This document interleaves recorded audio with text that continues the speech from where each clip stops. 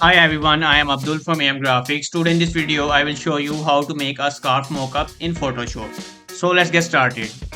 First, make a selection of the scarf. After make a perfect selection, press Ctrl J to duplicate the layer. And now import the design. So go to File, Place Embedded and import pattern design. And hit OK.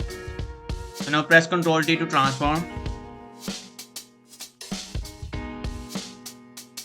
And hit OK.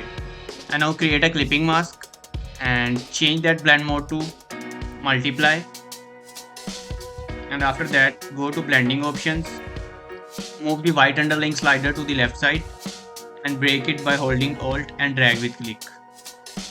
And hit OK. And your scarf mockup is ready. Thank you so much for watching. Hope you found this trick helpful.